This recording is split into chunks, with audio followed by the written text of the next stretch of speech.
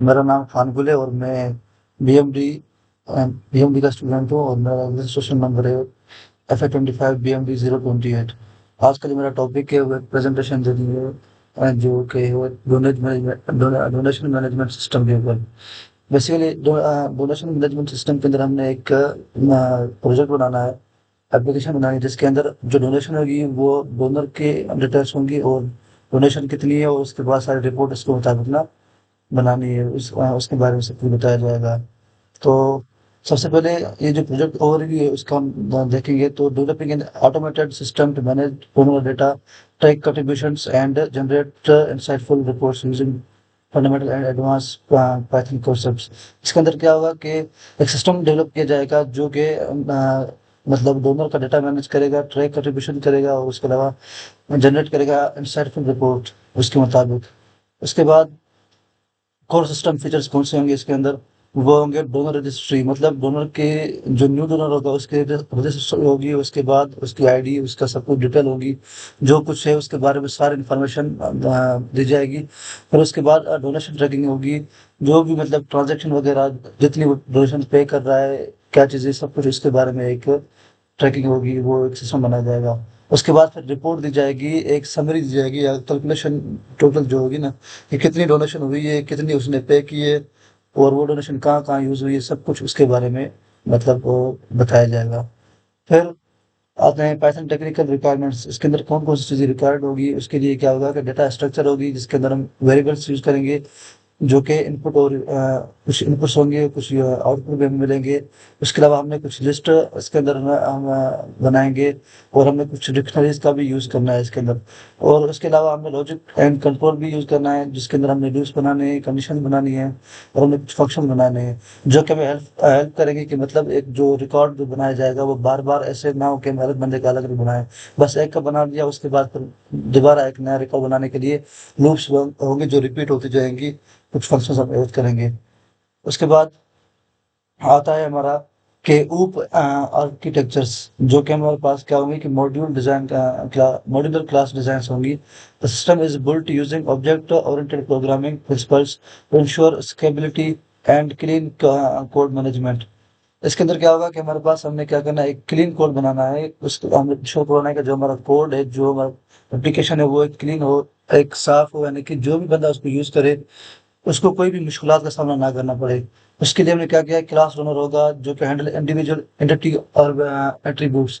एक class runner होगा, उसके बाद क्लास डोनेशन मैनेजर होगा, जो क्या करेगा उसको मतलब जो सिस्टम को होगा ना उसको वो कंट्रोल करेगा। उसके बाद है encapsulations of data and methods for enhance security. Security के लिए भी कुछ मतलब जो होंगी वो चीज़ें रखी जाएँगी कि उसकी सिक्योरिटी भी हो, ऐसा ना हो कि जो हम डोनेशंस कर रहे हैं वो उसके ऊपर कोई हैकर आके वो कोई हैकिंग करे और उसके अलावा जो जो भी डोनेशन होगी उसको चोरी ना कर जाए। तो उसके लिए भी एक सिस्टम बनाया जाएगा, एक सिक्योरिटी प्रोवाइड की जाएगी। उसके बाद है फ्यूचर्स टू कॉन्सेप्ट मैपिंग। अब जो फ्यूचर्स हम देंगे जो मैपिंग करेंगे, यानी कि इस कॉन्सेप्ट को, ये जो डोनेशन वाला कॉन्सेप्ट है उसके ऊपर कौन सा फ्यूचर्स हम यूज़ करेंगे, उसके लिए सिस्टम ऑपरेशंस होंगे, पाइथन कॉन्सेप्ट यूज़ होंगे और उसके अलावा इम्प्लीमेंटेशन डिटेल्स।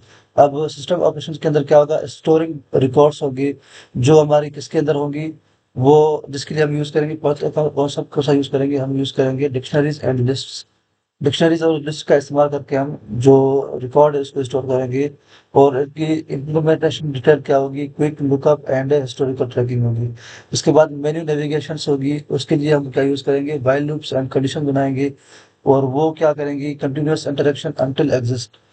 उसके बाद हम परसिस्टेंट स्टोरेज का के लिए हम क्या करेंगे कि फाइल हैंडलिंग यूज़ करेंगे, जो कि read write data to text और सीएसवी के अंदर मतलब वो हमारे पास रिकॉर्ड देगा।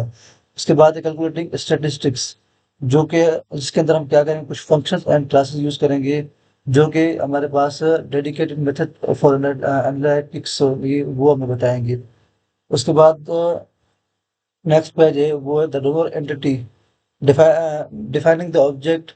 Each donor is an instance of a class, ensuring consistent data structures throughout the application life cycle. हमने एक कोड बनाना है जो कि एक क्लास डोनर के लिए होगा, मतलब जो डोनर है उसके रिकॉर्ड के लिए होगा। उसके अंदर हमने क्या किया हुआ है कि डिफाइन किया हुआ है, इनिशियल सेल्फ नेम ईमेल होगा। सेल्फ नेम होगा, जो डोनर का नेम होगा, और उसकी ईमेल होगी, और उसके बाद उसकी जो हिस्ट्री होगी, जो उसकी बकाया जो मतलब रिक्वायरमेंट्स होगी नीडेड, वो उसके बारे में बताया जाएगा मतलब। उसके बाद है हमारा डोनेशन इनसाइट रिपोर्ट होगी, जो कि हमारे पास ये बताएगी कि एक मंथ के अंदर या एक वीक के अंदर कितनी डोनेशन हुई है हमारी। जो भी डोनेशन का रिकॉर्ड होगा वो हमारे पास शो होगा कि कितनी डोनेशन हुई है, किस मंथ में कितनी हुई है, किस मंथ में कितनी हुई है, ज्यादा किस मंथ में हुई है और कम किस मंथ में हुई है। तो वो सब कुछ होगा, वो एक इनसाइट एक रिपोर्ट बनाएगी, एक चार्ट बनेगा, जो कि हमारे पास सारी की सारी डोनेशन को रिकॉर्ड करेगा और हमें शो करवाएगा कि किस मंथ में कितनी डोनेशन हुई है, किस मंथ में ज्यादा हुई है। उसके बाद है फाइल हैंडलिंग होगी, जो फाइल्स होंगी उसको हैंडल करना होगा। Data persistence, information is never lost, the system utilises Python's life handling capabilities to read and write records. Auto load reads data on startup, auto save updates files on exist format, supports CSV for cross apps capability। ये क्या करेगा, हमारे पास जो भी files होंगी, जो donors की होंगी या डोनेशंस की जो फाइल्स होंगी, रिकॉर्ड होगा, वो सारा का सारा हमारा एक जगह पे मतलब रिकॉर्ड होगा। और उसके अलावा ये जो होंगी ऑटो सेव होंगी। ऐसा नहीं है कि किसी डोनर का जो रिकॉर्ड होगा वो लॉस्ट ताकि ना होना चाहिए। बाज़ औक़ात ये होता है कि कोई किसी डोनर ने डोनेशन दी हो और बाद में केस लगता है कि यार उसने उसका जो डोनेशन दी वो हमारे पास नहीं पहुंची। तो एक रिकॉर्ड अगर सेव होगा तो उसके बाद हम इजीली फाइंड आउट करेंगे कि किस डोनर ने कितने डोनेशन दी थी।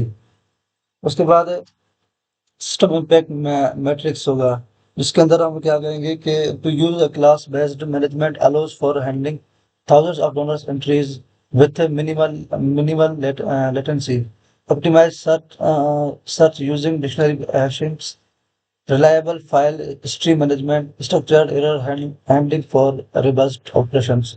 ये क्या करेगा कि हमारे पास जो देखें ना कि जो डोनर्स होंगे वो एक तो नहीं होगा, वो हजारों की तादाद में डोनर्स होंगे जो डोनेशन देंगे।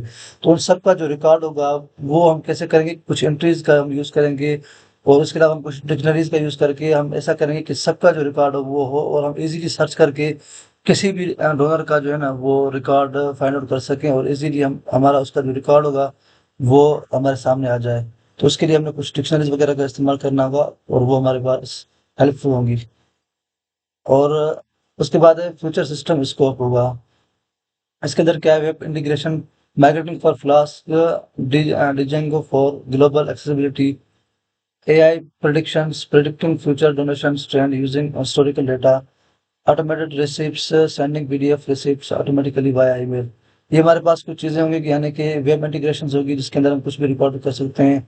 एआई के थ्रू भी हम कोई रिकॉर्ड वगैरह अगर हम बनाना चाहे किसी भी बंदे का तो वो भी हो सकता है। और ऑटोमेटेड रिसिपेंट्स भी होंगे कि कुछ पीडीएफ वगैरह होंगे रिकॉर्ड के, वो हम कहीं शेयर करना चाहें या अपने पास रखना चाहें तो वो भी हम एक सिस्टम लगा सकते हैं।